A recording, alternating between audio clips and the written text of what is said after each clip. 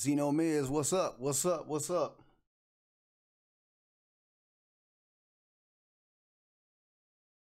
Zeno Miz.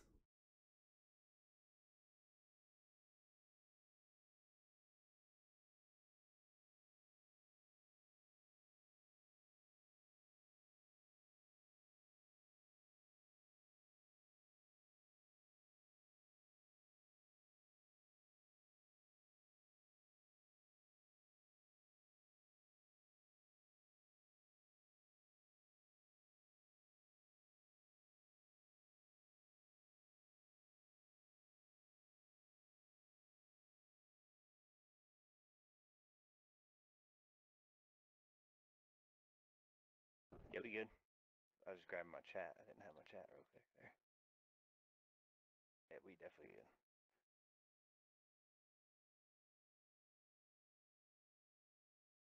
Zeno Miz, what's happening, man? Hey, hey, hey, hey, hey, hey, hey, hey, what's happening? What's happening? Mic check, 1 2 1 2. How do I sound? Hey, how do I sound out there in TV land, on the internets? How do I sound? What is he talking about? The autocorrect.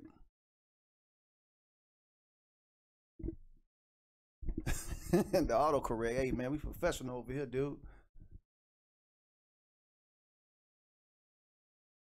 Hey, hey, hey, what's happening? What's happening? It's your guy Diddy Onasis. I'm back. Mic check, mic check, mic check. How do I sound? Hey, y'all, let me know how do I sound out there. Hey, hey, check my levels. Does my mic sound nice? Is it is what it is? I'm a little loud. That's what's up. All right, cool. You turn it down. I'm gonna turn it up. That's what's up. Appreciate you zooming in or tuning in. Zeno. Zeno Miz, what's happening, man? Hey, we back. We back at the C.O.D Show podcast. This is the C.O.D Show podcast, and I am your host, Diddy Onasis, aka Onasis. Kill him. And you know what?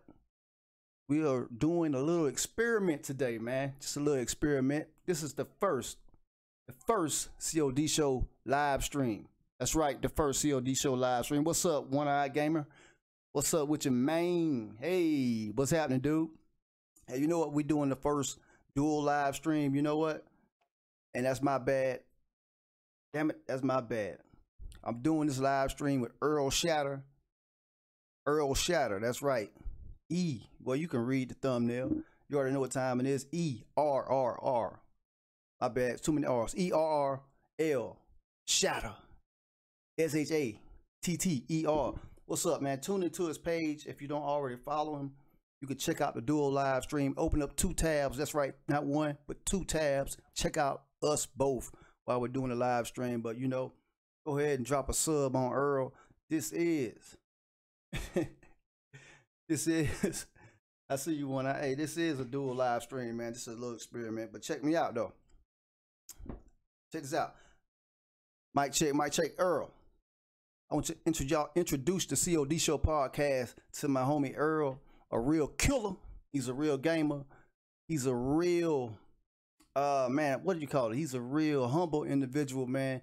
And he gonna tell you like it is. He's not gonna corner camp you on the bullshit. You know what I'm talking about? Earl, say what's up to the people, man. Yo, what's going on, everybody? How y'all doing? Yeah. Earl Shatter. Earl Shatter on the COD show. You said I spelled it regular. Damn, what's up? That's what's up, man. But you know what? Earl, what's been going on out here in these Call of Duty streets, man? I seen that video, boy. Hey, I seen that V2. That V2. Hey, congratulations on that first V2 bomb, baby. That's what's up. Tell us about that. Thanks, my man. Tell us about that one, man. Tell us about it. Well, first and foremost, I definitely did not think it was going to go down like that. When I picked the class setup for the game, I was like, yo, I'm going to pick this because, you know, just in case they call in a bunch of streaks or UAVs, maybe I could shoot them down. I literally had launched on. I had a launcher. I had an LMG with armored division. I would, under no circumstances, that I think I was going to drop 25 kills on a 5-man team in the game I dropped. Which is also, if you guys ever do go back and check out the video, you will see my reaction is pretty ridiculous. I, freak out essentially, because I was playing against, like I said, a 5-man group. The first round was, I'll say first and foremost, first round was pretty back and forth. Like, you get to mid-map, people are shooting across whatever, this, that, and the other. The second round, though, was a completely different story. I go towards their spawn. Next thing I know, I can't find anyone. I'm like, oh, great. I'm on a 15, 16 kill streak. Can't find nobody. This isn't good. Then, I'm playing with one other homie of mine, and he's like, hey, they're over here just spawn killing us. I'm like, well, that makes sense. Now I can't find them, so, I have to strategically, as I could put it, work my way back to my own spawn without getting people spawning behind me because, obviously teammates shooting at them, and while also keeping an eye out for all the guys that are trapping in my spawn. It was an insane game. It was all around. I'm just amazed that it went down like that, and it was a lot of fun. And I'm more stoked that it went down with a class setup like that. I wasn't even going out there to get it, and I got it then. That's the most hype about it. And you know what? Going out trying not to get it and dropping it anyway. You know what? That's some real killer shit. And we salute stuff like that on the C.O.D show podcast, man. And you know what? It is sweet when you're not like, yeah, I'm about to drop this nuke, And when the game is real chaotic and you're not dying, that's the thing. And you're not dying, you're like, yo, I got this. That's what's up, man. Shout out to you, man. Salute to you for that damn, that's not a de-atomizer. For that V2, for that first V2, man. If y'all go to that man's page, it's Earl. Earl, if you on the chat,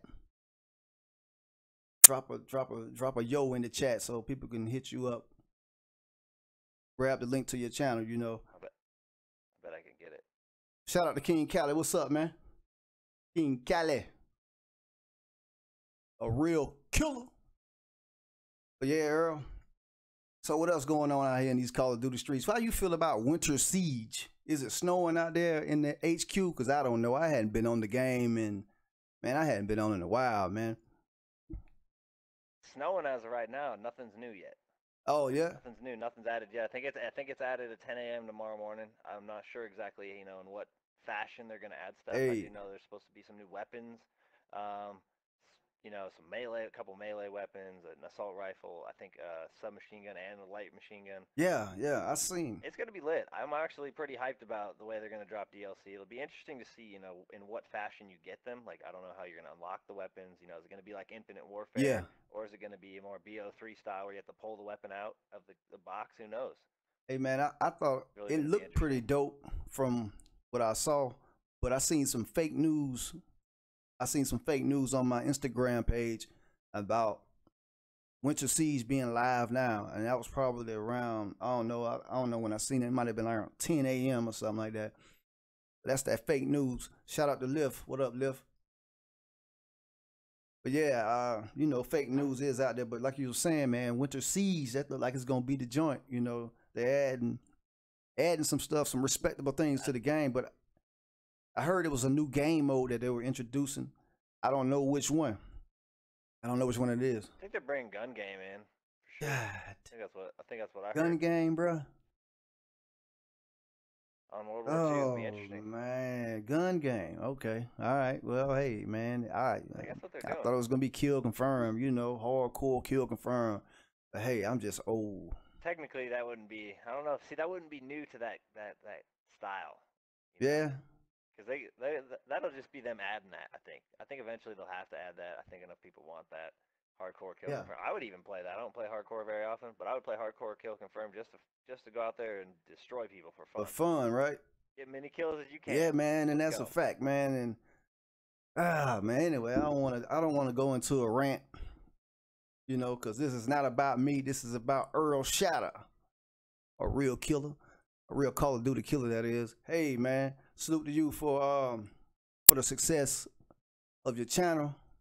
Hope you continue to grow, man. But you know what? We did episode 17 with Earl Shatter, and this is the world premiere the COD Show Podcast, world premiere, episode 17, featuring Earl Shatter, you know, and now he's riding shotgun with me. He is my co-host of this live stream, and that is a fact. But check this out. For those of you that are just tuning in, this is a dual live stream, so you can check both of us out. Both of us. So, you know, hey, Earl. So Earl, man, we sat down, we chopped it up. What was your perspective on the interview, and like what was your how was your experience on the COD Show Podcast? Man, it was a lot of fun. It's it's a good outlet and good source for people to come together as a Call of Duty community and speak their mind, see what other people thinking about, if they agree, disagree, what they see, just different perspectives, and you get to kind of get that from some of the best players. That's right. That's right. And you know what? Because it's not about one player. Yeah. It's about all of us. It's about the community. You just get some of those 1%ers, those top 2,000 on the leaderboards, whatever you want to call it. Yeah. On most of the Call of Duties, those are the people you're talking about. People that play the game a lot more than average. You get to hear their outlook and their perspective, Mm-hmm.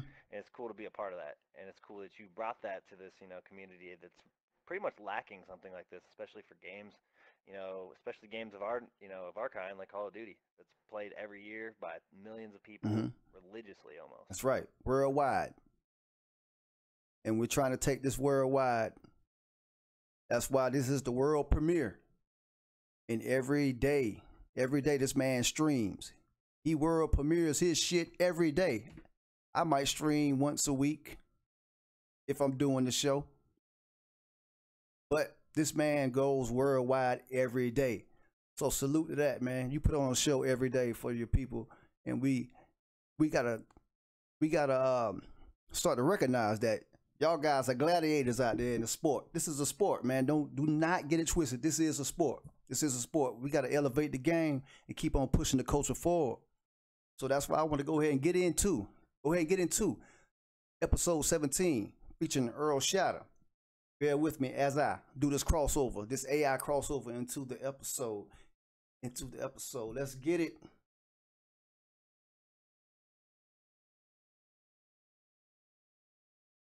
Shout out to Lift. What's up, Lift?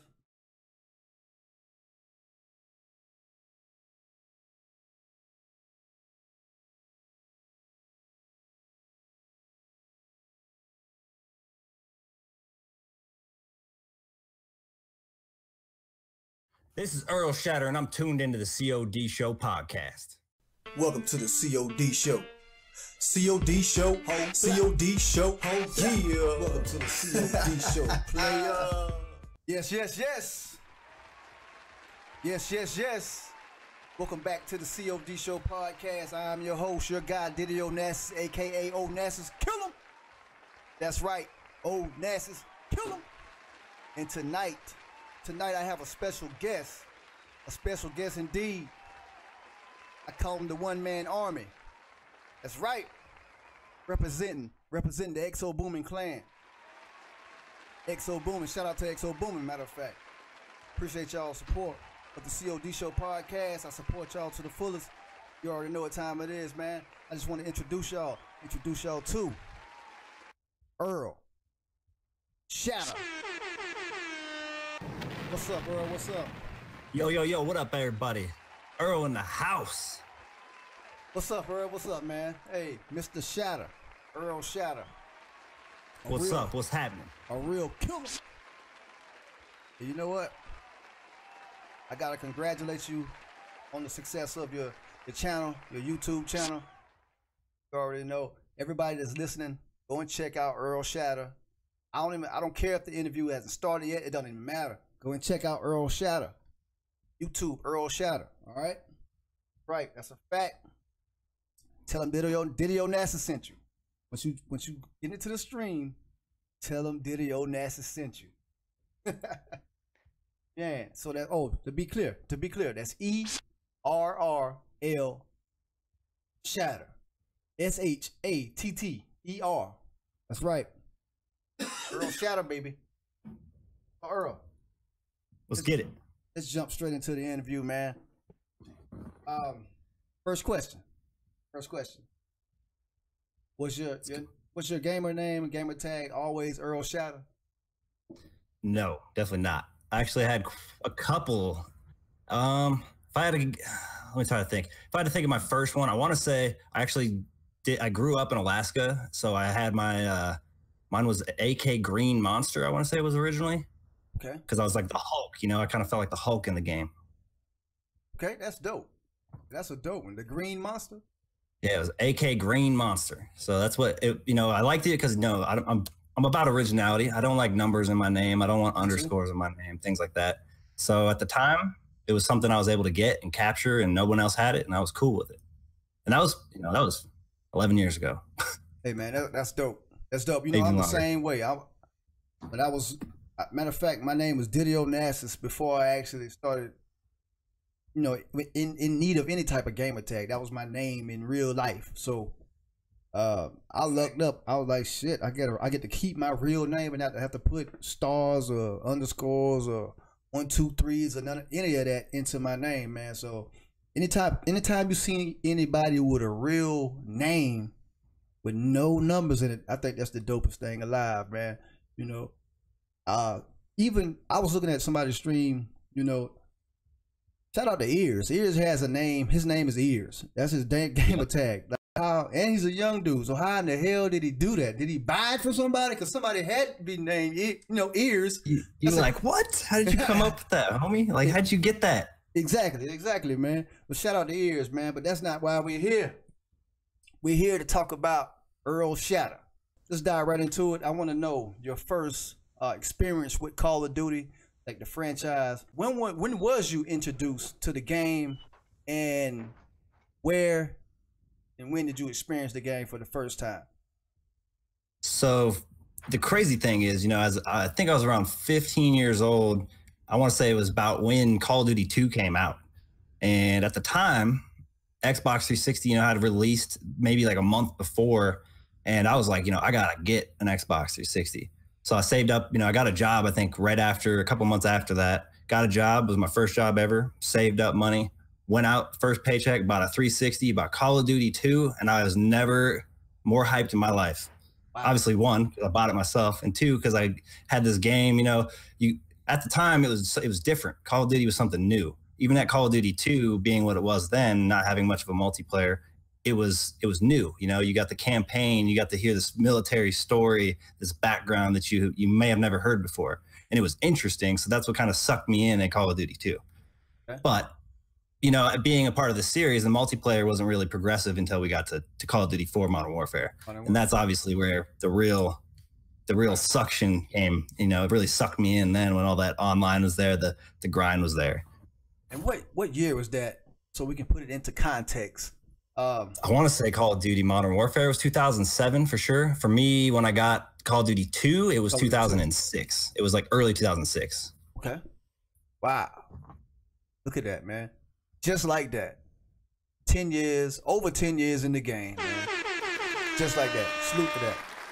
You're a real Call of Duty vet. You're a real killer. Hey, that's dope. That's dope. Dope. So, Call of Duty 4, which is Modern Warfare Remastered. Well, Modern Warfare. Now it's remastered. Yeah. What did you think about the remastered version game?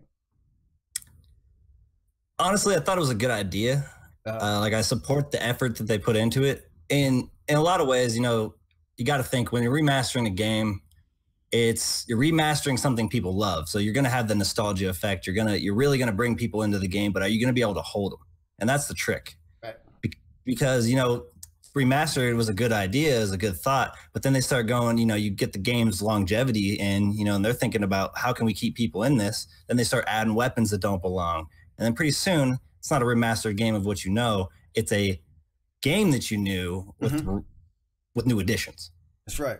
And it doesn't play the same. I don't know if people who played Call of Duty 4 I'm pretty sure they'll agree with me on this. Right. It's not exactly a remastered. It's like, I guess a remaster is a better version of it because it's not exact. It's like a remix to a old song. Remake. It's like, it's almost the same, but it's not. Yeah. And I don't know if you notice, I'm going to put it into context a little bit for my hip hop fans out there. and my R&B fans out there. Recently, Meek Mill remixed the classic Tony song. I can't remember the name of the song, but anyway, he remixed it. It is nothing like the original. Original was better, man. You already know, but I understand what you're saying. So they remixed the game. Are you a fan of the remastering? Are you like for future references? Are you looking forward to them remastering any other games or of the Call of Duty series?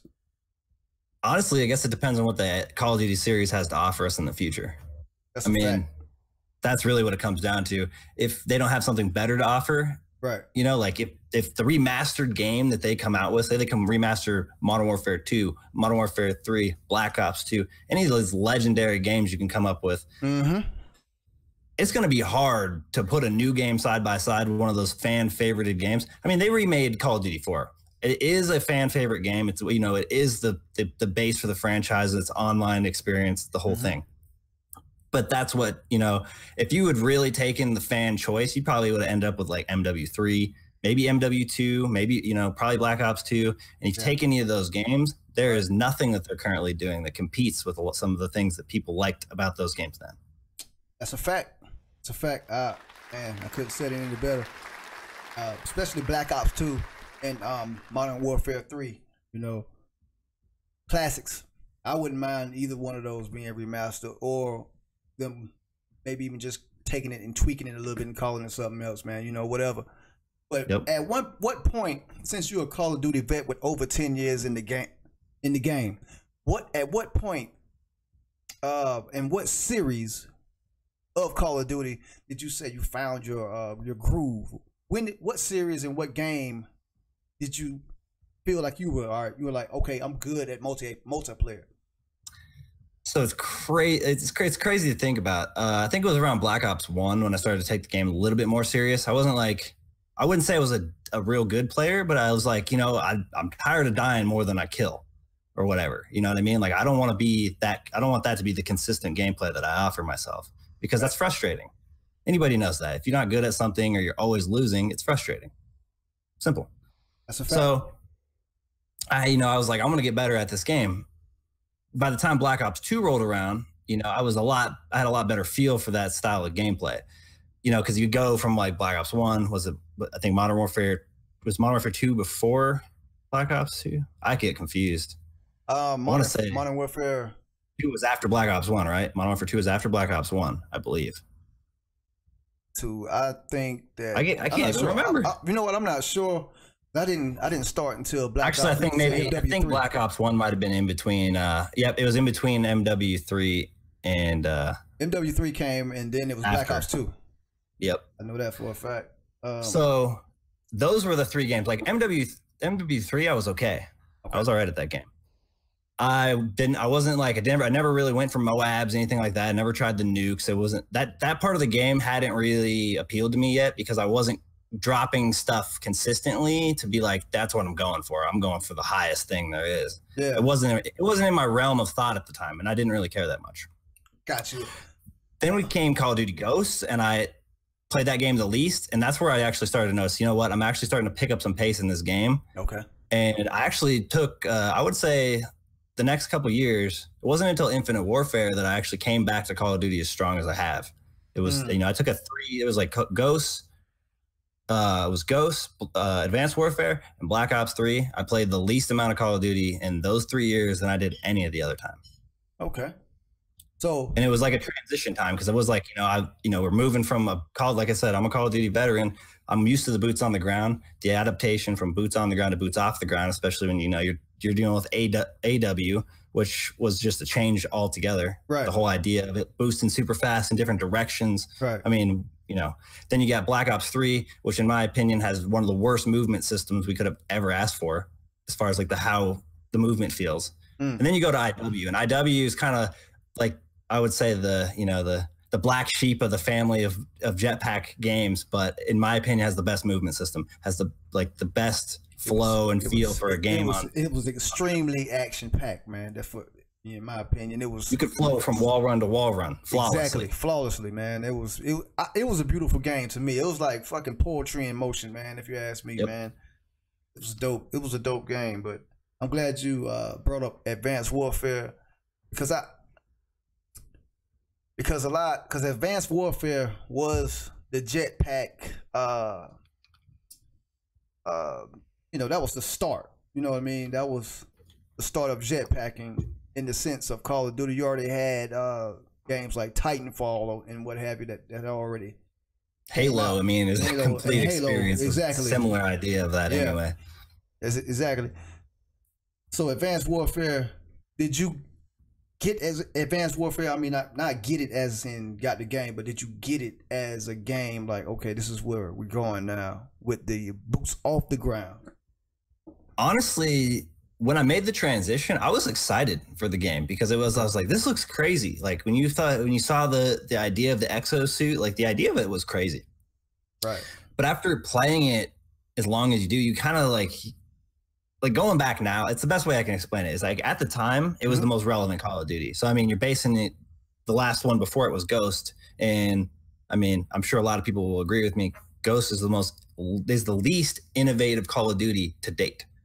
It had the least things to want to go for, in my opinion. It was weird. It was, you know what I mean? It wasn't that the gameplay wasn't good. It's just as far as like the grind, the want, the desire to go for stuff in that game just wasn't there. I don't really know why. I feel like it was the lack of innovation, the lack of new things. But then you go, with that being the Call of Duty, right? It's right before this new one that changes this whole dynamic that we knew. Right. It left a lot of hype. So I mean, I did play it a lot. I just wouldn't say I was like top 1%. Like I didn't have interest in hitting the max level. I think I only got 23rd, 24th prestige once they started dropping all those extra prestiges. Mm-hmm.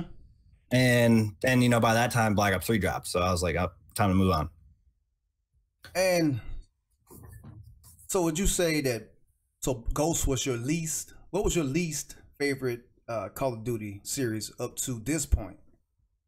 I would say Call of Duty Ghost just gets my least favorite, not because of the gameplay, just because, like I said, the lack of innovation. That was the Call of Duty that kind of set me in a pit for the Call of Duty. Like I said, I spent 3 years where I didn't play it as much as I had before. Like I'm talking MW3, man, I probably had 50 days played. Then we went from 50 days played to, Black Ops 2 probably still had around the same, 56, 40 something, you know what I mean? Like high amounts. Then we go to Call of Duty Ghosts and I had like 9. 8. What? 9? Like 8 days played. Man, I had on World War II, I'm like 4 hours away from 5 days played, and we only 25 days in. Wow. So that just goes to show how little I played this game. Okay. So that was your least favorite Call of Duty Ghosts. Okay. I just feel like, I mean, I'm not going to cut you off from a future question or anything, but I'll go ahead and tell you right now, like, as far as what makes me play Call of Duty, it's the grind, the competitiveness, like the fact that I used to play on Xbox 360, and Xbox 360 to me used to be the more competitive system of that generation. That's a fact. It was simple. You're similar to me because I didn't come over to PlayStation until PS4, last summer. Yep. And I feel like when you were on the 360, that was the more competitive Call of Duty. That was the era where Xbox ran the Call of Duty community because they had, the map packs 30 days early. This is when they had the exclusivity. Yep. So at that time, I was playing on Xbox, and it was the more competitive system. That's what I liked about it. People were like, why don't you go get a PlayStation? The lobbies will be easier and stuff like that. I'm like, I don't care about easier. You want necessarily. I want to play the game, and I want people to be competitive. And at that time, I had a bunch of friends. These are people I played with for years that I, eventually switched over to PlayStation. I don't really get to play with them anymore, but it was a move I was willing to make at the time because there was a point where I decided that people on Xbox were just toxic. I was like, dude, these people, like, your teammates talk trash to you, the enemies talk trash, like everybody just talks trash. Like, there's got to be more to it than that. Like, I want to be competitive, but I want it to be a little friendlier in some aspects. You know what I mean? Yeah. Like, I had teammates yelling at each other all the time because everybody's fighting for kills, like things like that. I was like, there's just something's got to give. So I was when PlayStation comes out, the PS4 comes out, I'm switching. I'm going over there, They got the exclusivity. I'm gonna go, over there. Like with me, exclusivity comes competitiveness. Same thing. Over the last couple, I'd say like year or two, you've noticed a lot of bigger YouTubers. They do play both consoles, but a lot of them will switch over to PS4 as their primary to play Call of Duty. That's a fact. Because it got the exclusivity and it makes people want to play on that console more. Hey, you hear that? So you it hear becomes that more out there? competitive. Y'all hear that out there? Your Xbox pseudo pub stompers. PlayStation. If you want to get your gut checked, your nuts checked, come on over to PlayStation. That's where all the pros are at now. That's where they're playing. You know, I used to think that way too. I used to think that PlayStation was a wash, and back in the day, that might have been true. But once, I guess, when I think it was the Ghost era. That's when everybody, like after Ghost, that's when things started to change. Between like Ghost, AW, that's when things started to change. And I keep my ear to the streets, man. I don't just play the game. So I was like hearing like everybody that's really, really doing it in the game series is over at PlayStation. So I had to get me one. I had to go check it out. And I'm glad I did, man. And PlayStation is where it's at, man. Shout out to all the homies that I've met in the PSN network. Well, in the PlayStation network. But yeah, man. So up until this point, what was your best game, far as kills or your most best Call of Duty title? No. Your best game, the best game that you've ever played, like ever, like the most memorable game. I'm not gonna lie, if I had to pick one, because you gotta think, you got a lot of good games, and you consider games you use score streaks to get them, certain kills. What I mean? You don't want to count those. And it got to a point where like IW is a great example. I didn't even use lethal kill streaks at all. I'm UAV, counter UAV, advanced UAV. See you later. Okay. I don't care. I'm coming for you. That's how it goes. I don't need a kill streak to kill you. I'm coming. Yeah.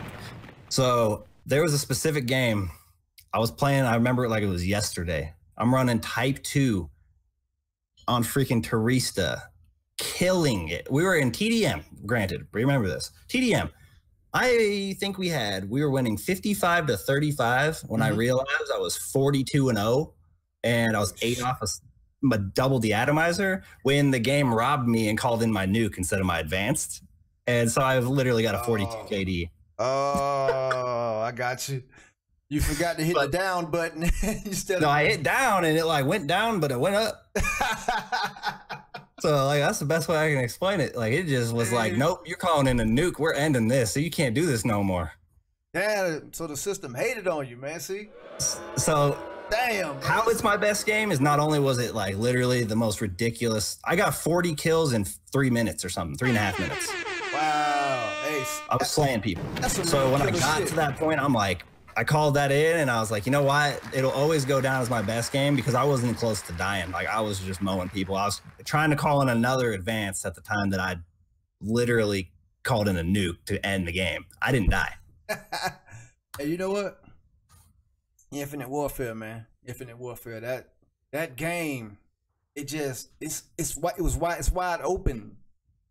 You can slaughter them. You can get your slaughter on, man. So most kills, man. What was your most kills in one game? So that's wait. I'm getting ahead of myself. Let's rewind. The game fluked you out of a double deatomizer? Yep. 42 now. Yeah. Motherfucking game.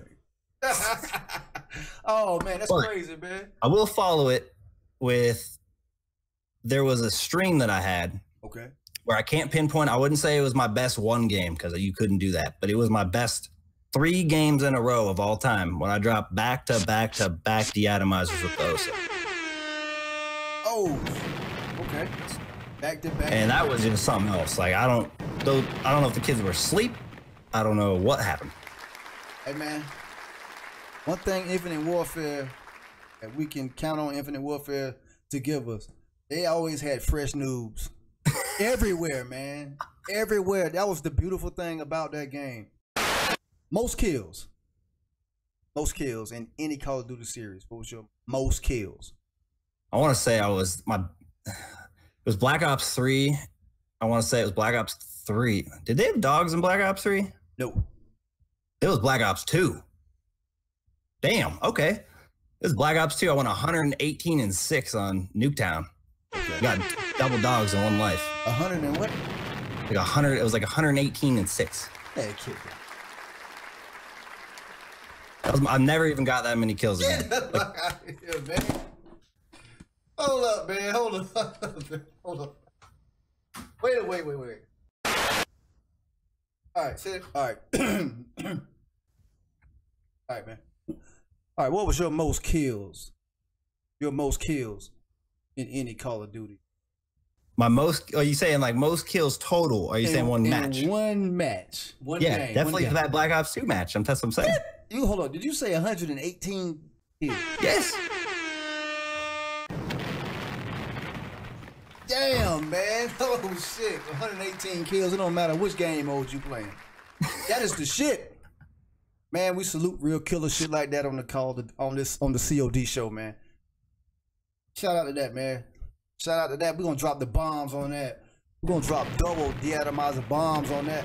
We're going to drop double deatomizer bombs on that double deatomizer attempt. You know, in my book, you got that shit, man. Don't even worry about it. Damn. 118 kills, man. That's what's up, man. Salute to that.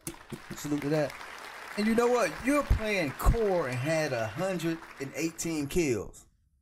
When I play core, because I play hardcore. When I play core, after 8 kills, I'm like, yeah, man, I got 20 kills. I only had 8 kills, man. All the bullets that I had to use, man. But y'all make it look easy. Y'all make it look easy, man. You feel like you're playing hardcore out there, but you're only playing core, man. Salute to that, man. 118 kills, which in hardcore terms, which means like you had a 232 or something like that, man. Salute to that. That's what's up. That's dope. 118 kills in a boots on the ground game. Black Ops 2. Yeah. With that being said, would you consider yourself, or do you consider yourself sweat? At this point in the game, it's probably safe to say hell yeah. Because I don't just play the game to play the game. I play to win. I play to kill. In my book, I guess that puts you in the sweat category. Do some people sweat harder than others? Hell yeah. That's real. Right. And you know what? I always ask that question. And it's just because I like to see, I like to go inside the mind of a real killer. And the moral of the story is, you out here to get the kills, baby. That's what we're here for, to get the kills. You a real killer. Yep. And I've been watching the streams. I watch how you play the game. You're not a passive player, all right? Okay? So, with that being said, when I rolled up on, when I saw your, like, I didn't see you win the not Call of Duty, but the YouTube, what do you call it? The YouTube, you were playing with another streamer. I was like, oh shit, he was going for the deatomizer, but you got that shit like back to back. I was like, hey. I was like, yo, I was telling him, it was me and some of the homies, we was watching, we was like, yo, this dude right here was like, he just got that shit back to back with ease. Like, let me type it in. E-R-R-R-R, how many R's? I'm like, oh shit. So that's when I started following.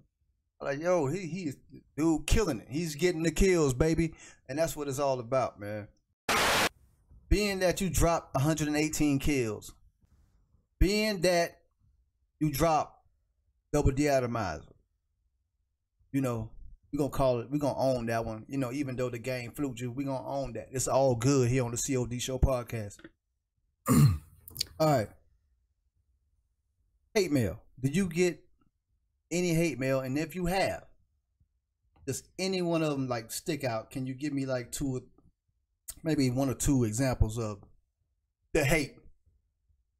No, I get so many messages, especially like the last 4 months of IW. It was insane. Like I would get sometimes 5 a night, sometimes. Wait.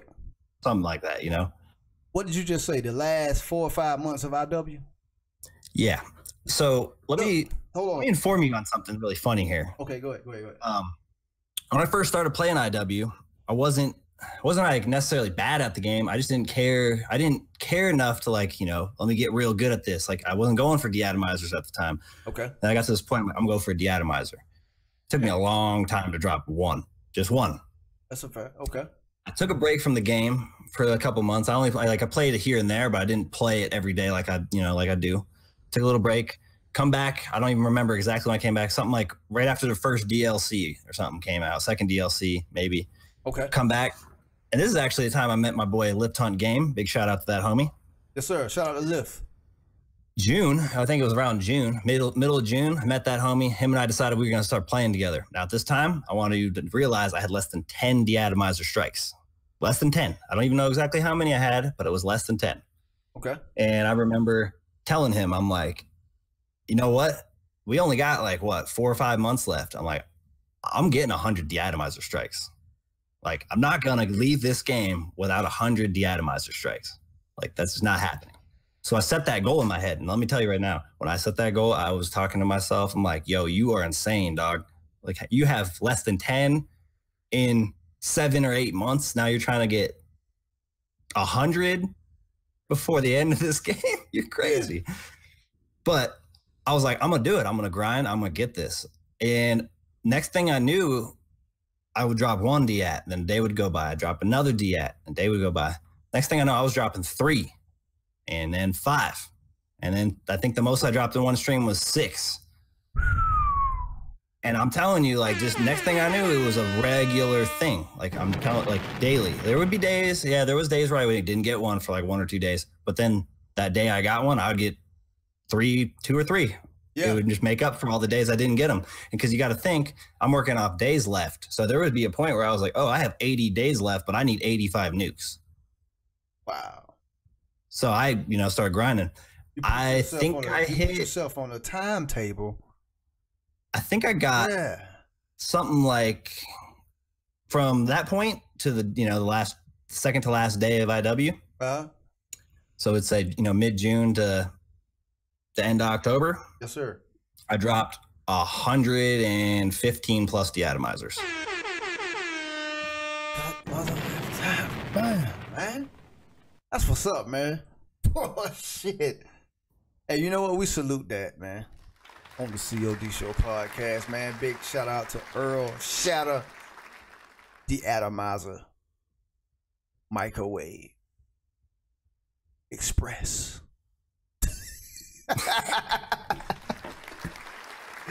God damn, man. Hey, man, look at it. That's what's up, man. You know what?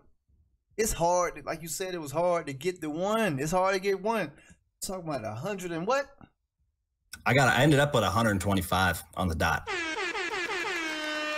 And salute to that, man. Salute to that. You put your mind to it, and you know what?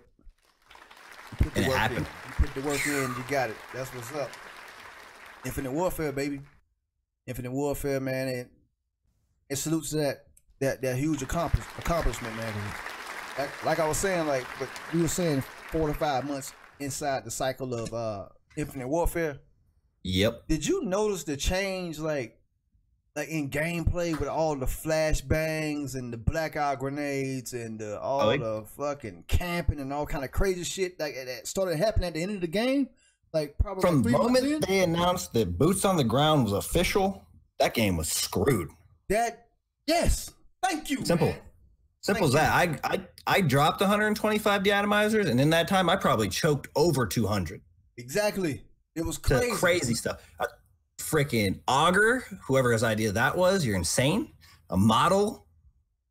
It didn't work in Modern Warfare 2. What makes you think it's going to work in Infinite Warfare? Come on. Like, really? That's like, that mess is crazy. And then like you said, the grenades, you didn't even realize how bad the tactical grenades were in the game until 7 months down the line when people just decided to start using them. Exactly. I don't even have any recollection of anybody using the grenades and these flashbangs and all that other bullshit they put in the game until, man, I want to say like fucking like the end of July or August or something like that. Yep. It just got terrible, man. So man, but anyway, salute to that, man. That's a huge accomplishment. But yeah, the hate mail, man. So yeah, so like you gotta think, like I was saying, because I started changing my gameplay drastically. At first my KD did not show, like my KD still, in my opinion, never showed what I was performing at on Infinite Warfare, just because of the fact that by the time I gave a crap about where I was, I tried Black Sky for a while. That was just killing my KD. I couldn't do it no more. I was like literally probably like around a 120, and I was like, you know what? I'm gonna play for real. Like, you know what? People want to play against me with the K-Bar and Synaptic all day, then I'm gonna match them. I'll use K-Bar Synaptic all day. Let's go. Let's see who's better.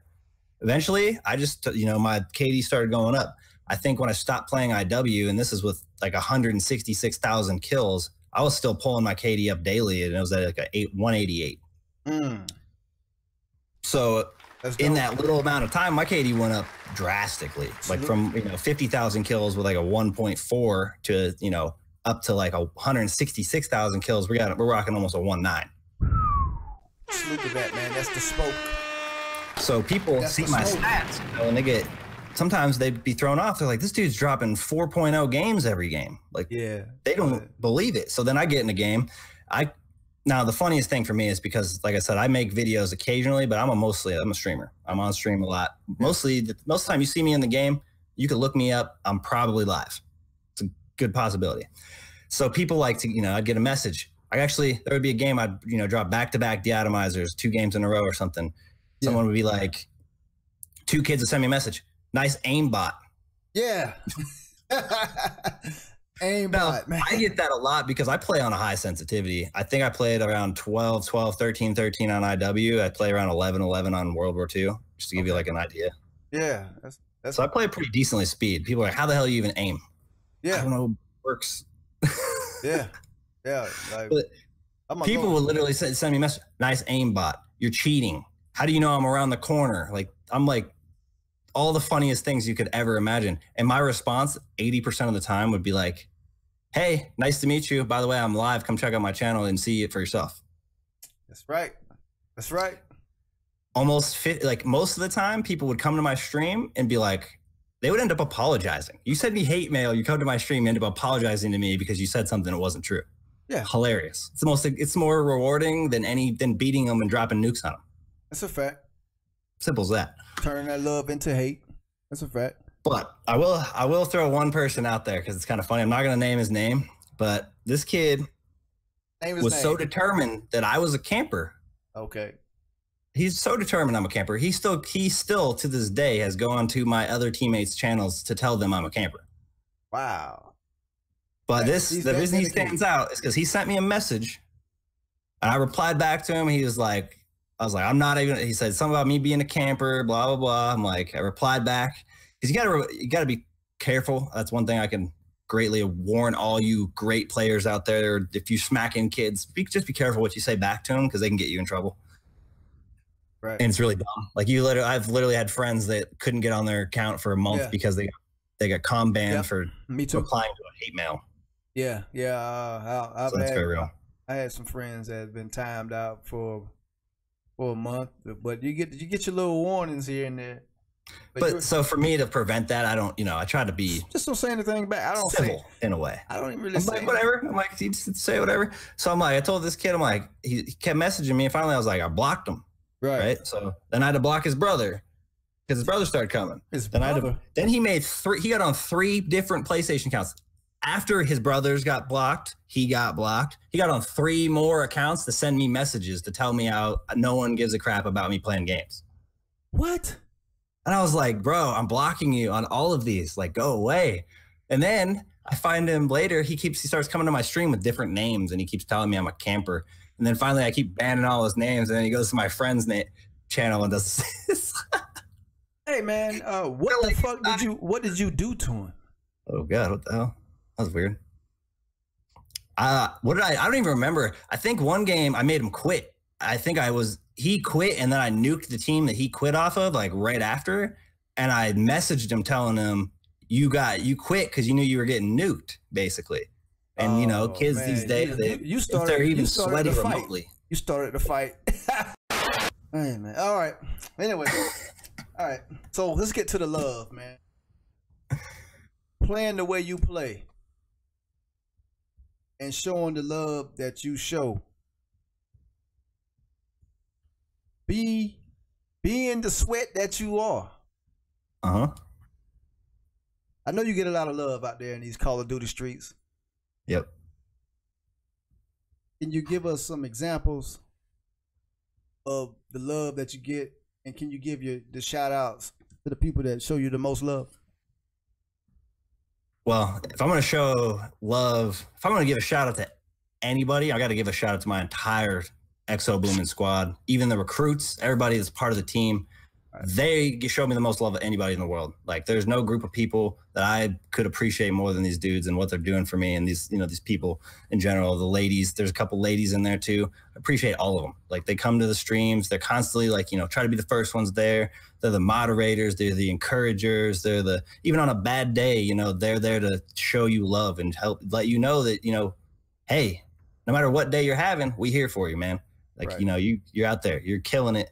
And so if I'm going to shout out to anybody, it's going to be them as a whole, my whole team, my whole squad, each and every one of those people. They know who they are, and I wouldn't trade them for the world. Hey, shout out to the people that show you love, man. I'm one of them. And all my day one supporters out there. It's a part of my streams right now. Like, I'm never going to forget y'all, because this is the time when we're growing. We're the smallest we're the smallest we could be. We're under 1,000. We're the smallest channel, that we could possibly be at this point. There's nothing but growth and huge, things in the future. That's a fact. So anywhere between, these are the people I'm gonna remember the most. These people are showing me that, in my opinion, if you're a part of the growth under 1,000, you are showing more love than anybody could ever ask for, because you're supporting a channel at its smallest point. When it's, it has the least views, when it has this, may not be the best content because you're figuring things out. You know what I mean? Like, people are working through all the struggles with you, and those are the day ones. Those are the people that you really need to make sure you remember and you keep around.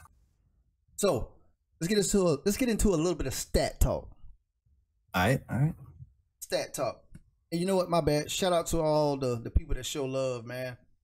Shout out to all the folks that show love, because that's the most important thing. That's the most important thing about this streaming thing. That's what we do it for. We do it for the love, number one, the love of the game, number two. In a sense, you guys are really gladiators out there. So, don't be afraid to hit that like button and that subscribe button if you're following Earl Shatter.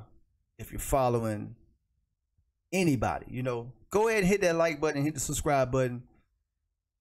It makes a difference, whether you know it or not. But anyway, move right along. Let's get into some stat talk, man. Stat talk. Highest KD of any Call of Duty up to date.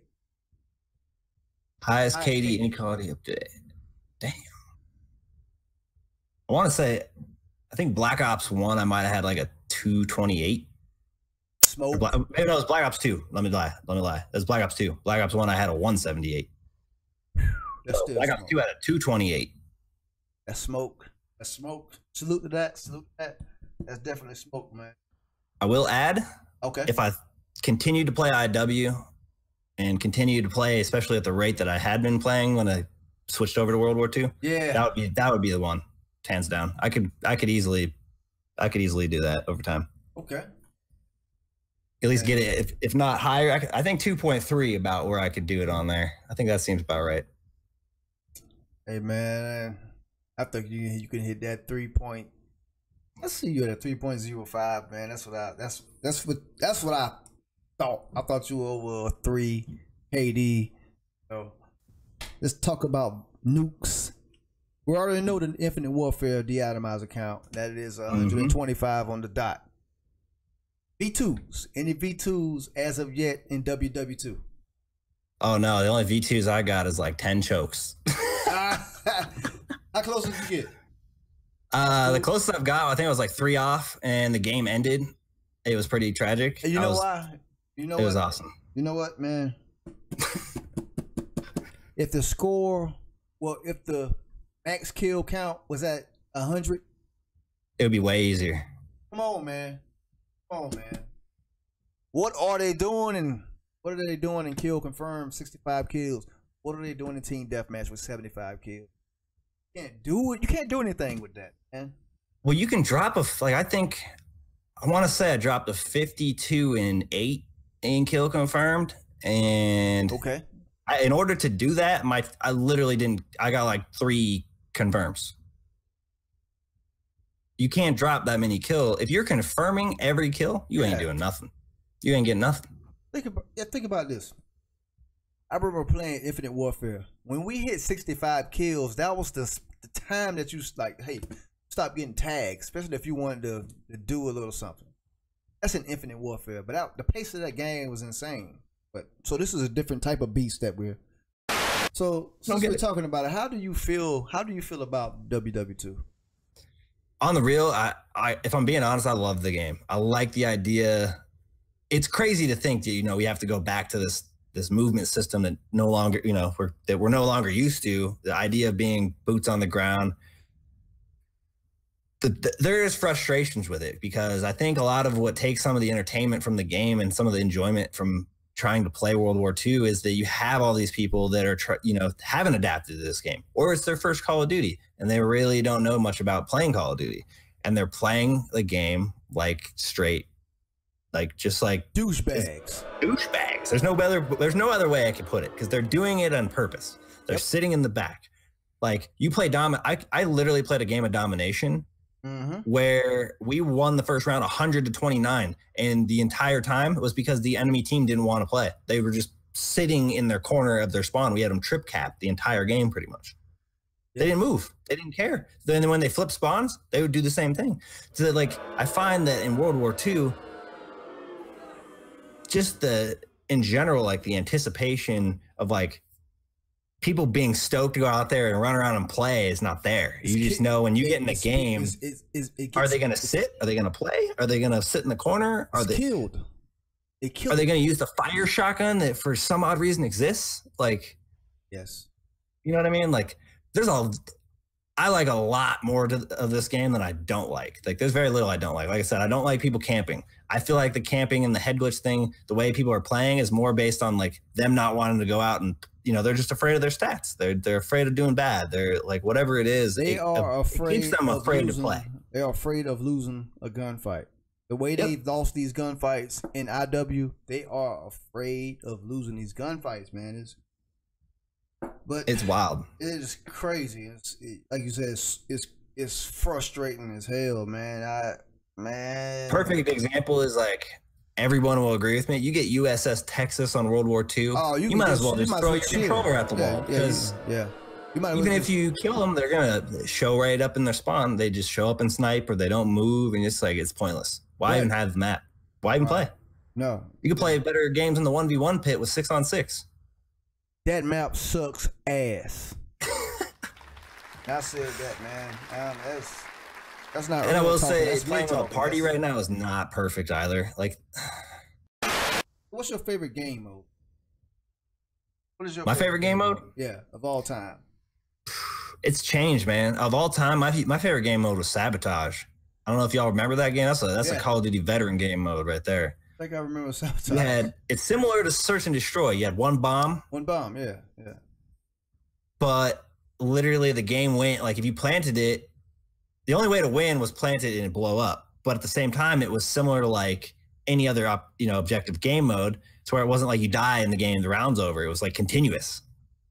So you could rack up mad kills if your team grabbed the bomb and hid in the spawn, just like you do on Capture the Flag or anything like that, and let the other people just fight it out. You could play forever, the whole time. So it was a lot of fun to just get a good team, go out there and just fight for a bomb for 10 minutes straight. Sometimes I think it was 20 minutes at one point. They had the time limit was super high, and it wasn't until another Call of Duty they changed it, because people complained about getting spawn killed and stuff for so long. The games were just so long. I remember the last game that it was in, it was dying. It was a dying breed of its own. Not many people played it. Okay. And that's because they came out with like other game modes. I want to say like, you know, things like kill confirm. Kill confirm is a great game mode. I think they should do away with TDM altogether and just do kill confirm. Simple as that. Okay. Make people go out there and get the tags. If you don't go out there and get the tag, your kill don't count, buddy. Simple as that.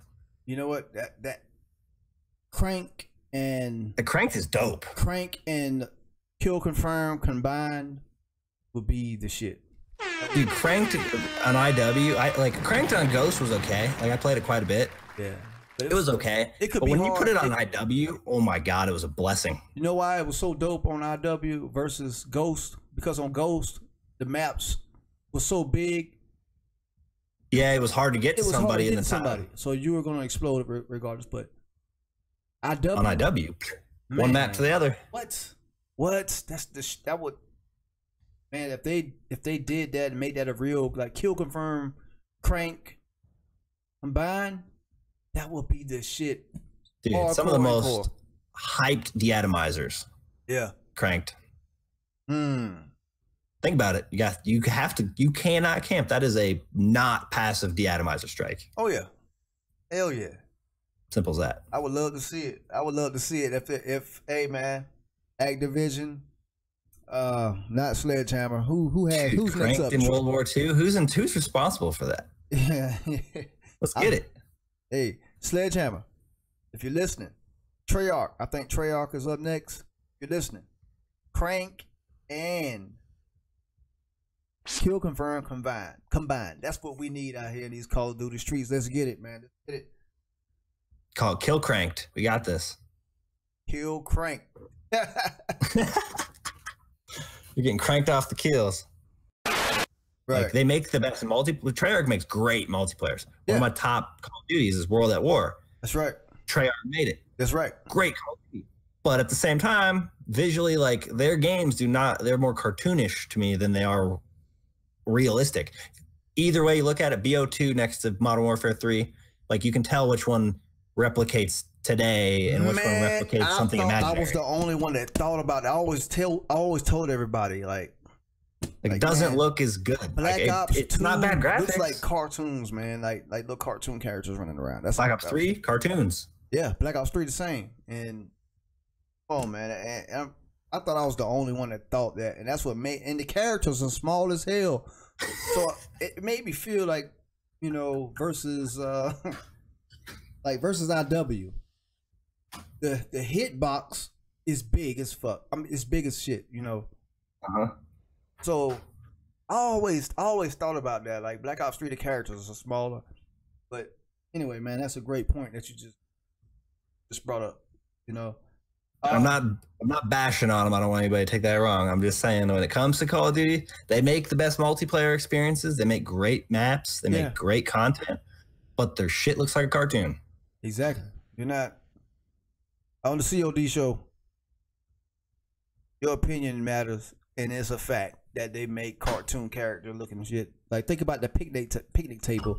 Never mind. I don't even want to get started on it. Let's move on. All right. Future plans for the channel.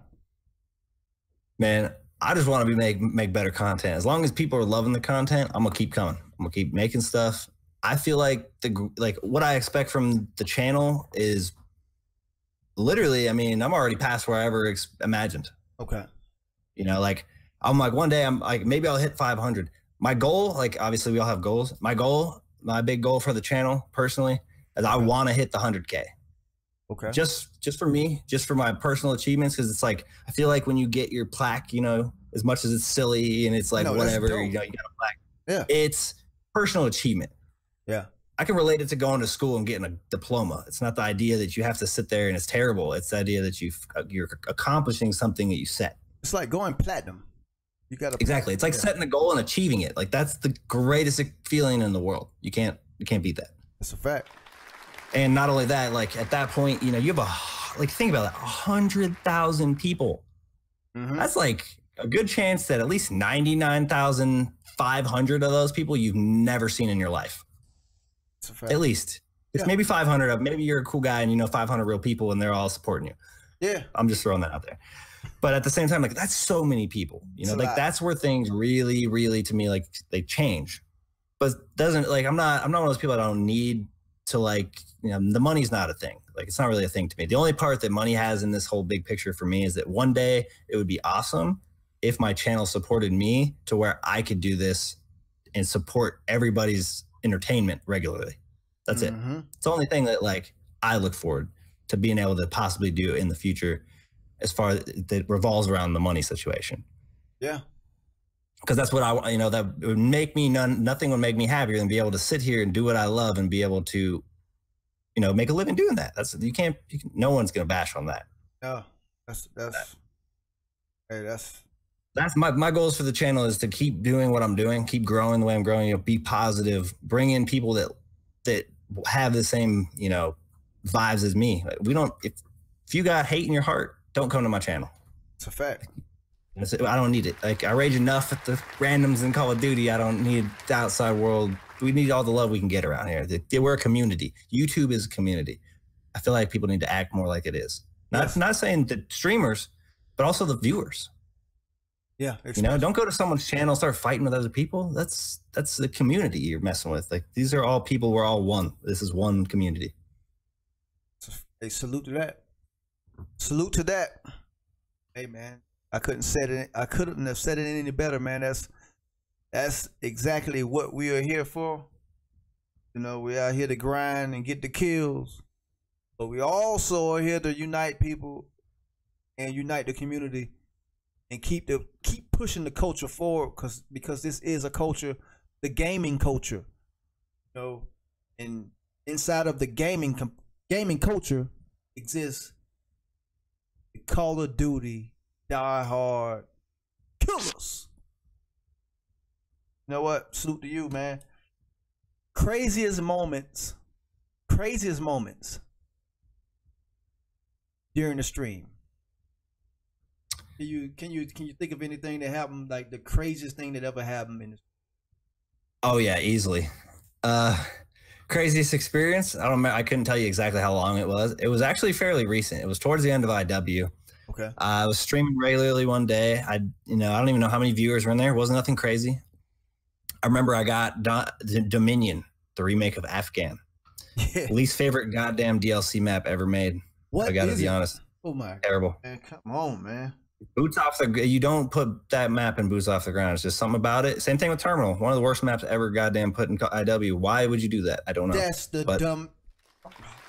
All right, but at the same time, I'm like, okay, I got Dominion. It's putting me in the game. Like, I would have backed out if I had the opportunity. You know, I'm like, I have the freaking TF-141 class. I'm like, I'm gonna go ahead and just snipe. Well, shockingly enough, that sniping turned into a goddamn TF-141 deatomizer strike. Damn. Live, like I was live. I lost. I didn't believe it. That was the first time I was just speechless to myself on stream. I didn't even know what just happened. That's pretty much how I said it. So I don't even know what just happened. We just dropped a sniper only deatomizer strike live. You dropped the deatomizer with a sniper on Dominion. Not only that, that sniper sucks. I've never even heard of it. And so, you know, I'm like, what the fuck is the TF? So, you know, when you had the classic weapons in IW, right? Yeah. Once you prestige a certain amount, you were able to drop a deat with. Well, that's the intervention from the old Call of Duties. It's basically the remade intervention. That's what the TF-141 is. Okay. All right. But it gets a lot of hit markers. And for some reason, I don't know what happened, but that was the most incredible moment. We appreciate real killer shit like that on the C.O.D podcast, man. Salute to that. So how often do you stream? You have a stream schedule just for your core audience and the individuals that's viewing this and might want to check you out? Do you have like a stream schedule, or is it just strictly notification gang? Like whenever you get a chance, you just pop up? I won't say I have like a strict schedule. I guess it depends. Like it's strict in my mind because, you know, I'm doing my thing and getting out of work, putting things in line, getting ready to go, you know, getting ready for the streams and stuff. Yeah. So in my mind, it's more strict than it is. But like, as far as like people wanting to see me regular, it's pretty easy. I am consistent enough to where you're like, you know, if I'm not live, someone's going to be sending me a message. Hey, Earl, why aren't you live right now? This is weird. Mm-hmm. Someone's, you know, it's often enough people are going to notice when I'm not. if I had to tell you like the schedule, Monday through Fridays, it's like 6 p.m. Pacific to like 11 p.m. Pacific generally, give or take. So it's usually like 4 or 5 hours after work, depending on the day and what time I actually get on. But then on the weekends, it's solid. I mean, I'll wake up, play. Sometimes I'll wake up and play all day. It just really depends on how it goes. Like those are the days I usually play a good amount. If I had to guess on how much time I spent streaming on average, as much as you work a week. Okay. Like I put as much into my streams as I do my job. That was the next question. Yep. How much time per week do you put into the game? Not just streaming, but into the game, period. Like I said, probably 35, 40 plus hours, easy. And you know what? C.O.D Show Podcast, the listeners, the inspiring gamers, streamers, people that want to up their KD and up their game level. Time in the game. That's a constant trend on this podcast. Time in the game. Can't stress that enough. Time in the game. You know what? And I need to take my own advice. I've been working so hard and doing other things, doing this podcast. I do not have time in WW2. I might get smoked. But my game. The nades are coming. The nades are coming. The nades are coming. You know what? The spawn traps are there waiting for me. The teammates are ready. They're ready to shoot me in the back. I'm playing hardcore. But check this out. Teammates are ready to choke. Let me tell you. Check this out. My knowledge of the game is what's gonna get me over, man. Because I have time in the game. Previous games, it doesn't matter. One thing about it, the game doesn't stop. Think about it like this. The trigger finger, your eye and trigger finger coordination, man, that's the major key. So you got to have time in the game. It's just like playing baseball. You got to have time in the game to get your speed up, your eye and hand, your brain, blah, blah, blah. Those 3 things, 4 things, whatever it is, need to connect to get your ass busting the trigger finger down. My bad. To get that trigger finger action to the way, you know what I'm saying, to get the kills, baby. That's what I'm trying to say, to get the kills, baby. I fucked that up. Who cares? To get the kills, time in the game matters out here, man.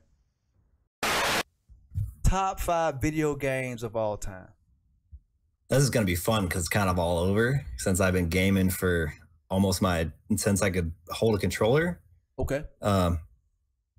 Number 1, giving a huge shout out to Halo 2 because I would not be here sitting in this damn seat if it wasn't for that game and getting online and shooting other people and talking trash all day. Halo 2. Halo 2, man, that's the roots. That's the root. That was before Call of Duty even had a blink in the eye.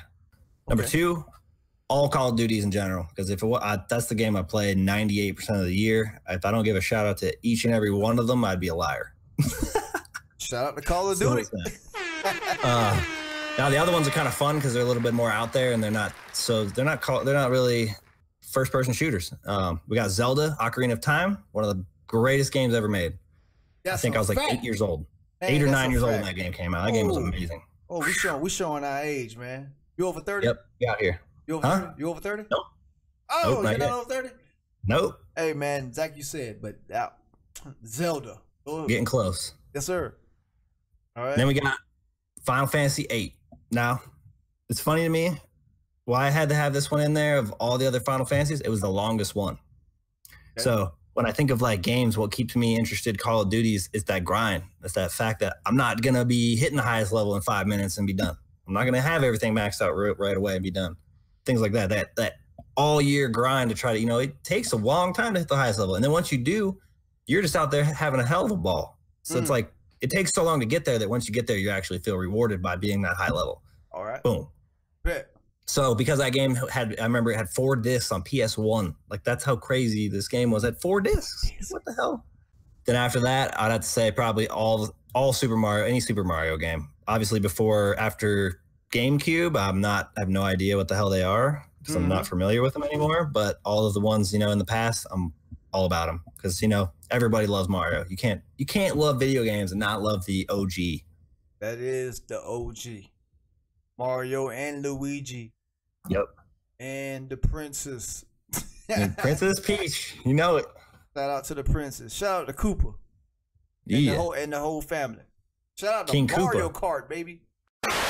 I meant to ask this question before, but we'll reverse it. We'll come back. All right. Got it. What made you get into streaming? What made you? What inspired you? What inspired you to start streaming? Honestly, I can't remember what streamers I probably saw originally, because at the time it was probably like, you know, the big namers that I would never watch them now based on their content. Like, it's just people I was like, oh, that's what they do for a living, type thing. Yeah. And there was a point where I was like, you know, I've grown up playing video games. I've always been decent at video games. As far as my friends, like the people I know, I've always been like one of the better players, and it's always been something that interests me. Like, either whether I stream or don't stream, I'm playing the same amount of time. It's simple as that. Like, it's not going to take away from me playing. It's not making me play more. You know what I mean? It's the grind is still there. But then I was like, you know, other people want to watch. I'm like, you know, maybe that's something I can do. Because I feel like personally, you know, I'm a person that has high energy. I'm kind of hyper sometimes. So playing Call of Duty is great, you know, because you can focus and it's always active and going. But at the same time, streaming offers you a large ability to multitask.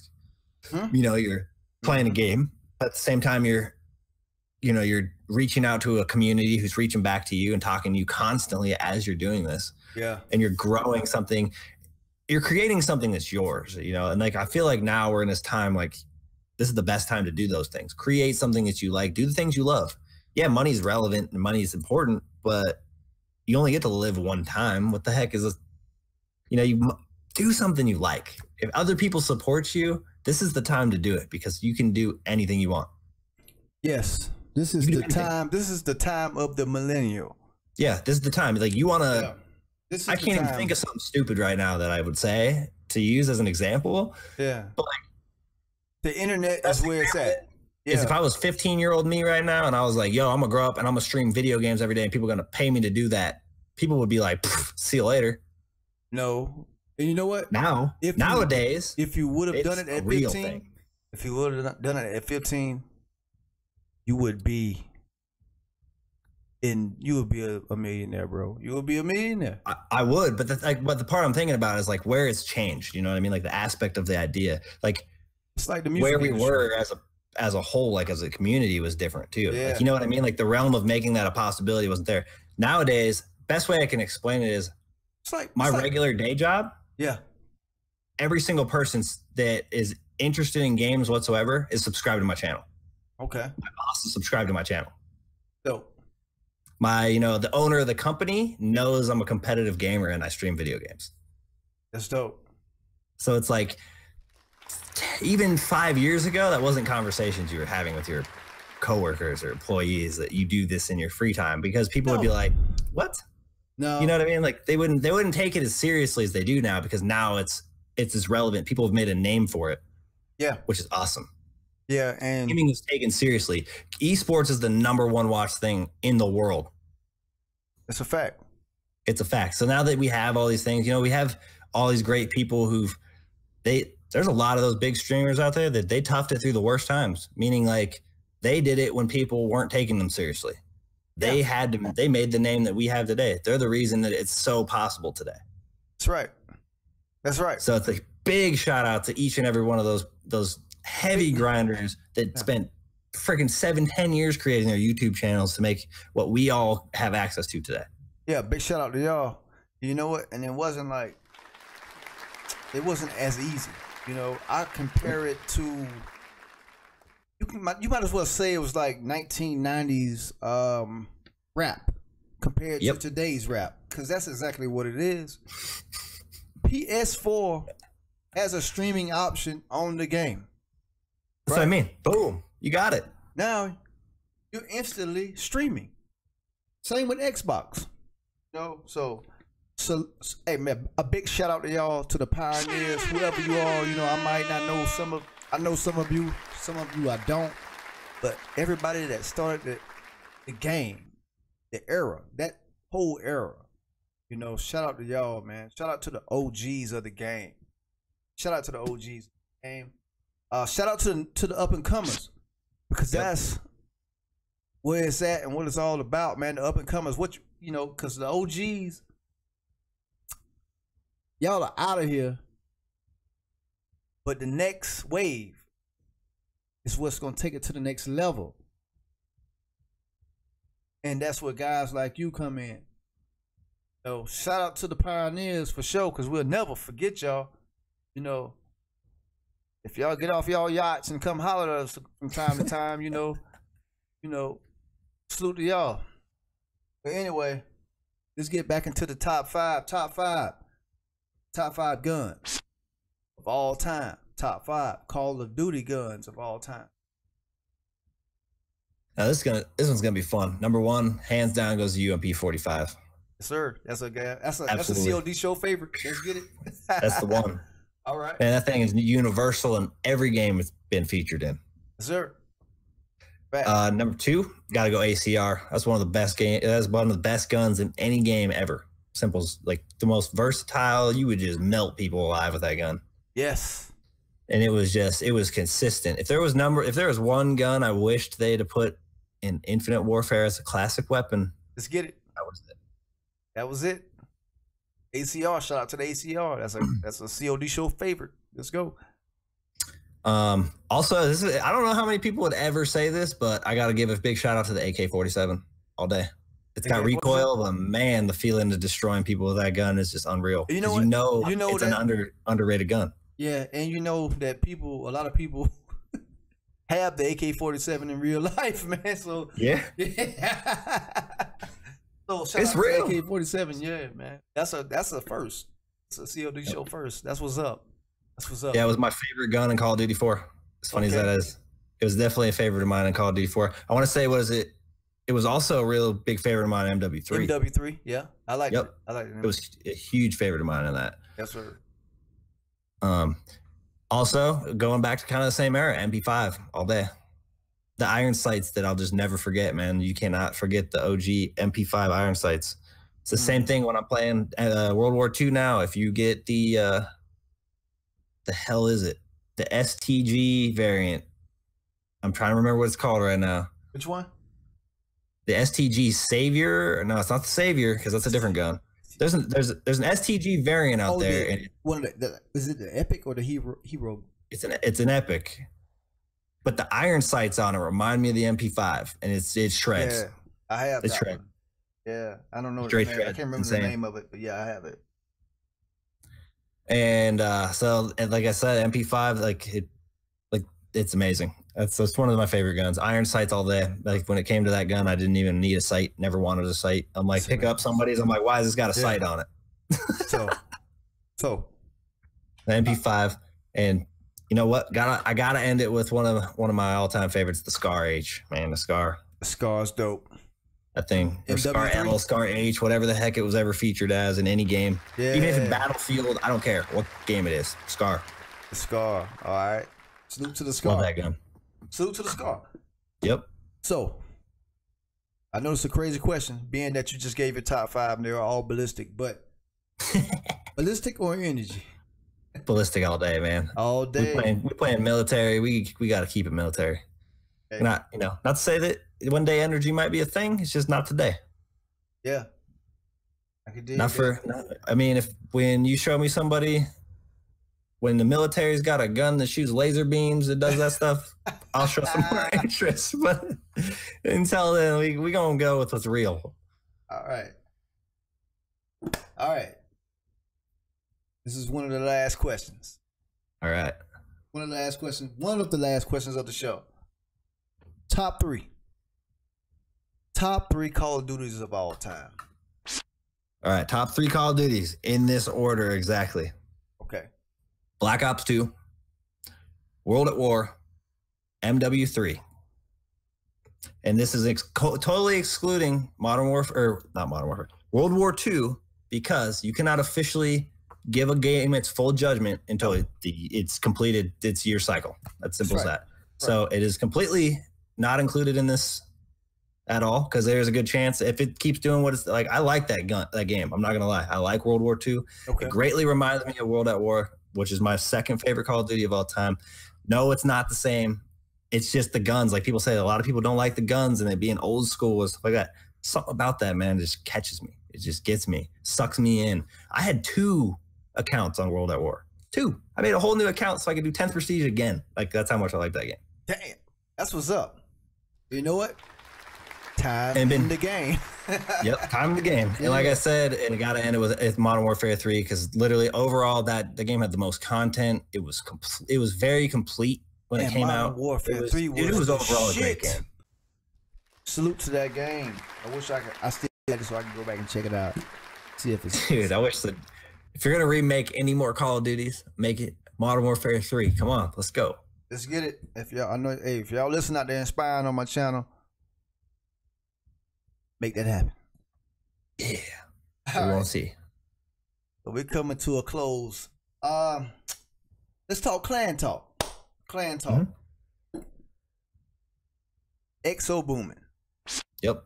How did you become a part of XoBoomin? And can you elaborate on it? Because I know some of this stuff is top secret out here. You know what I'm talking about? These clans, it can get a little hush hush. So if you can talk about it, just talk about it. He's interested. I got you. So number 1, XoBoomin. The first thing people got to understand about XoBoomin, it's not even a clan. It's a community of YouTubers and people that are on the same page. You know, streamers or content creators. We're all on the same page. We're all in it. Like the idea of XoBoomin is XO is we bring in the love. Boomin is what we doing. That's what we doing. So you know what? I thought about that. That's what it's all about. We are all in it for the love. XO is the kisses. Yep. It's the love. Is the situation. Man, that's beautiful, man. Yep. Big shout out to LA on the track and the real King Itch for coming up with the squad and making me a part of it, man. That's beautiful, man. So how did I get a part of the squad, man? I honestly, I want to say LA on the track found me well before they even had the squad, man. They didn't even made it yet. Okay. They hadn't even made the squad yet. They made the squad, and I don't know who, I don't know in what order they reached out to whom, but one of the first, I feel like I was definitely one of the first people LA reached out to, and he's like, hey, man, this is what, we're looking to do.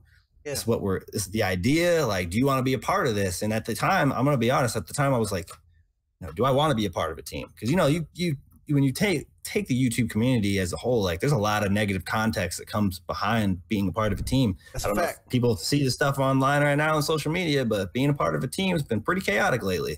Yeah, that's a fact. But with that being said, it's like, when they come to you and when it's a different experience, like, like I said, it's not a clan.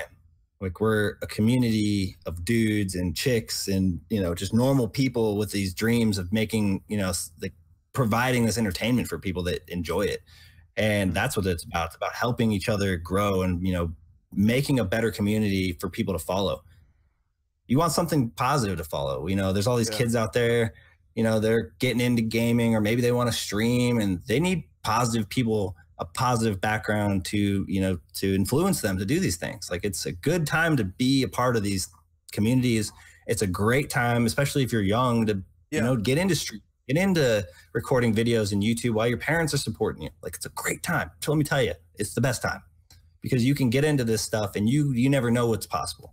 Yeah. And you know what? That's a fact. And on the C.O.D show podcast, support that 100% because like you said, it's not a clan thing. It is a community thing. And to be honest, y'all are a network of killers. I mean, in Call of Duty terms, y'all just a network full of killers. That's all it is. But salute to y'all, salute to XoBoomin, and I just made a joke lightly, but not to downplay the movement because it is a movement. If you haven't been paying attention, you have been living under a rock. Coming to a close. Yes, sir. Shout outs. Any shout outs? For the most part, I feel like we've crushed shout outs for XoBoomin. I got to though because I don't want to single out people. None of my subscribers. I can't do that. Yeah. Every single one of y'all. I don't even know. Last I checked earlier today, we had 792 of y'all following the channel. That's right. With us on this journey. Bigger shout out to each and every one of y'all. Don't even think your name's missing because I'm not even going by name. I mean all y'all. Yeah. I appreciate every single one of y'all doing what you do, being a part of it. I wouldn't be here hanging out with Diddy if it wasn't for y'all. Fact. So I appreciate each and every one of y'all coming through the channels each and every day, supporting it, making it happen, making these dreams come true. And you know what? Wrong. I love to hang out with real killers. But man, you know what? I want to give my shout outs. I'm going to give a shout out to you. I'm going to give a shout out to you, Earl Shatter, a real killer.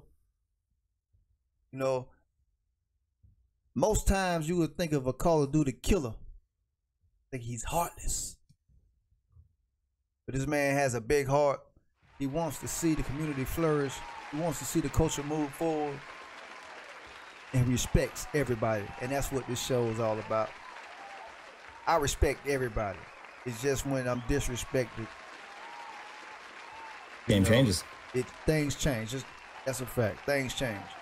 But, you know, shout out everybody that supports the show. Shout out to everybody that supports his streams, our streams, you know. Everybody that wants to move the culture forward. That's what we're here for. This podcast will be and always be for noobs and killers. Fact. Man, look. Close it out just like that. That's it. Anything else? Did we miss anything? Nah, man. I don't think we did. Hey, man. Let's get these 8 subscribers tonight or tomorrow. You gonna hit that 800? Yup. You gonna hit that 800, man. Let's get it. You know it. It's gonna happen. It's gonna happen. And you will be at 1,000 by December 1st. I already feel it. Yeah. That'd be lit. Yeah. What happened, man? It's gonna happen. Anyway, man, you've been a gentleman, a gangster and a gentleman, a killer and a gentleman, a real Call of Duty killer. Earl Shatter, I respect you. Respect your movement. And I'ma always support you. It's your guy Diddy Onasis, aka Onasis. Kill him. You can close the show out. In words, close the show out. I want to give a big shout out to you, my friend. Thank you for having me on the show. Thank you for doing what you're doing, man. I want to say, because I didn't say this any other point, when I found your channel and I realized what you were offering the community with your channel and your content, like bringing out a Call of Duty, like people can talk about Call of Duty in a podcast on YouTube. Yeah. Why haven't people been doing this? That's my thing. Like you were doing something I've been thinking people should have been doing for a long time. It's things like this that change the game, that change the movements. You know, you get to hear different ideas and different perspectives from different Call of Duty killers, like you say yourself. Right. And I think it's a great place to, you know, hear opinions of all the different players and different game styles, and you know, just people coming from different backgrounds. You don't have to be the best Call of Duty player to succeed at this. You do not. That's a misconception. Right. You do not. And I think you're showing people, like, you know, you don't have to be the biggest, baddest dude out there to do that, and it's dope. And you know, you don't have to be the best Call of Duty player in the world to have opinions either. Like that's also crucial. Right. We're here. So big shout out to Diddy Onasis, everybody, for having us on the podcast, and most importantly, for making this podcast exist. Yeah, man, I appreciate it, man. I appreciate it. I do it for the culture. I never quit saying that. I do it for the culture. We got to keep on pushing it forward. Man, I appreciate it, man. Damn it, you get it. You get what's going on around here, man. I appreciate it, man. Try to, you know. Yes, sir. Yes, sir. But all right, we're going to close it out. This has been episode. Is it 16? Episode 17. Woo! This has been episode number 17 of the C.O.D. Show podcast. I am your host, Diddy Onasis, aka Onasis. Kill him! That's right. We're going to keep moving it forward. We're going to support each other, and we still out here in these Call of Duty streets. Go ahead and subscribe to the boy, Earl Shatter. Subscribe to Diddy Onasis. Hit the like button. Don't be shy. Get out here. Hit the kills, baby. I'm out. Peace. Well, we out. Peace. This is Earl Shatter, and I'm tuned into the C.O.D. show.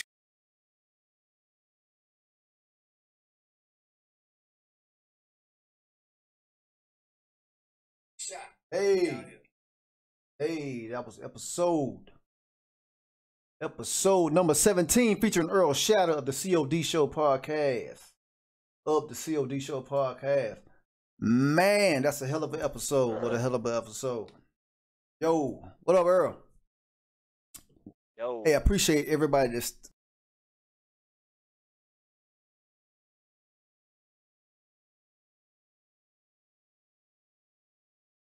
stuck through that whole hour and 30 minutes, man. I appreciate y'all, man, for staying down with the podcast, because we gonna come up. You know what I'm talking about? We gonna come up. We on the move already. But yeah, man. Earl, we went deep. We went deep on this episode, man. You know, we touched some some points, some key points that needed to be touched on. We talked about some things that needed to be talked about, and we expressed some real feelings, some genuine feelings about how the game should go and how the game should flow. You know, at least from our perspective anyway. And that's what it's all about, sharing perspective, starting conversation, and sparking conversation. You ain't got to agree, but you can agree to disagree. And that is part of the game. And that's a fact. Yep. Episode number 17, man. I know this is your first time seeing it with your own eyes. You lived it back in, what was this, the 28th? I don't know, a week and a half ago. You lived it. What are your thoughts on the episode, man? I just want to know what you thought about it. I saw the comments, the chat was lit. Shout out to everybody that was in the chat, man. And shout out to everybody that stuck through the whole entire joint. But and shout out to we'll get shout outs later on. But I just want to get your fresh perspective on what you thought of the game. I mean the podcast. I'm always talking about the game. Damn. The podcast. What's up? Man, I think it was lit. Especially, you know, considering the changes we're going through as a Call of Duty community as a whole. Right. You know, people wanting boots on the ground, getting boots on the ground, and then realizing that's not what they want, or that they were looking for more than just what they said originally. It's an interesting time altogether. So it's, you know, it's a controversial time, but at the same time, you know, like you said, people can agree to disagree. There's a lot of things that can go either way. It's a fact. Right. It really depends on how you play the game too. Yeah. You know, if you're a rush gameplay type of person, you know, you might find a different experience to somebody that, you know, moves a little bit more passive, that plays the game a little bit slower. I mean, there's a lot of characteristics when it comes to World War II, especially, or boots on the ground in general, that changes this game. Okay. And all around, just changes the way people have to play, changes the way, you know, I play. I don't play exactly the same on this as I did on IW. You know, you're not challenging certain things that you might have once done before, but it's all about, you know, it's learning the game, getting a feel for it, and moving forward, because, you know, we're going to be stuck on boots on the ground at least for a couple more years from the sound of it. So we're gonna have to work with it, you know. Yeah, that's right. Like, even if it's not an old game, it's gonna be boots on the ground. It's gonna be some sort of version of something that we've experienced so far, with some sort. You know, it'll be interesting to see, like, you know, what kind of advanced movement style or what kind of things that they integrate into the game to make it faster, to make it stay the momentum stay there, basically. That's right. So essentially, all together, I think we covered a lot of those things. You know, we've covered, you know, the changes people have gone through. Yeah. You know, we've covered one of our favorite Call of Duties that everybody, you know, underrates. Yeah. Warfare. We covered a lot of things, man. And it's a lot of stuff that, you know, some people would see both sides of it, and I think it kind of opened up people's mind a little bit. Something, you know, just to show that maybe their perspective isn't the only perspective. Yeah, and you know what? I think that because at the end of the episode, we were talking about the evolution. Like, we didn't say that we were talking about the evolution of the game or streaming, but we were speaking on the evolution of the game without really saying it, because I keep on preaching. You guys are gladiators out there. And I should have took a drink of water at the end of that episode. I was losing my voice. You guys, like I was saying, you guys are really gladiators out there, and I respect it. I respect the game because some of y'all, I mean, most of y'all get the kills, baby, and that's what it's all about. And it's all about carrying on that killer attitude, bringing it into the live stream, and letting people know what it is, and put it on their face. You know, that's what's up. But since you was just laying eyes, this is your first time laying eyes on the episode. What part stood out to you? Like which scene or which segment of the show? I'm hitting the mic. Yeah, it's interesting what we're talking about a lot. Hold up. We're going back in time. I think when we're reliving it. Hold up. You kind of breaking up.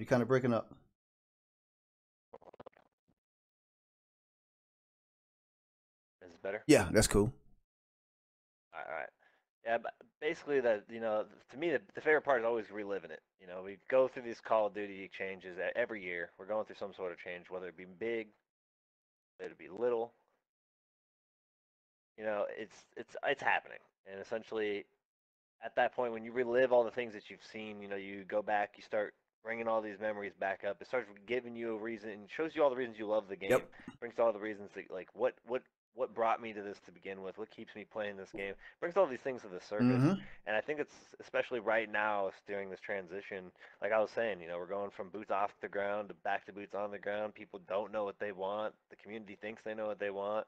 You know what I mean? Like all the directions they go so far, it doesn't seem like it's the right direction, just because nobody knows what they want. And so, considering all that, you know, all that being said, that's got to be my favorite part, especially because, you know, like I said, you're reliving all the best moments. No doubt. Sometimes you're reliving some of the worst moments, but it's reminding you what's made the game what it is today.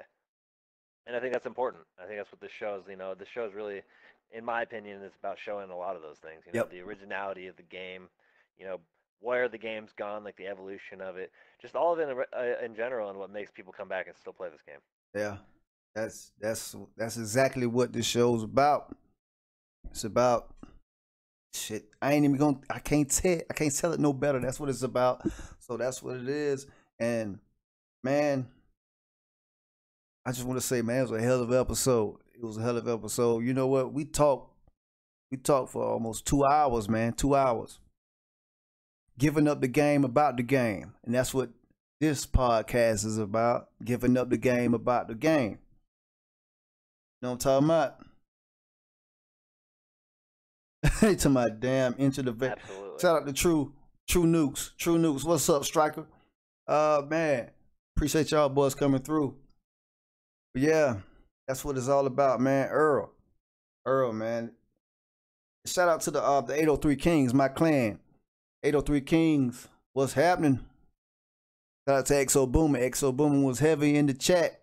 Heavy in the stream. What's up? Shout out to the MVPs, my homies. What's happening?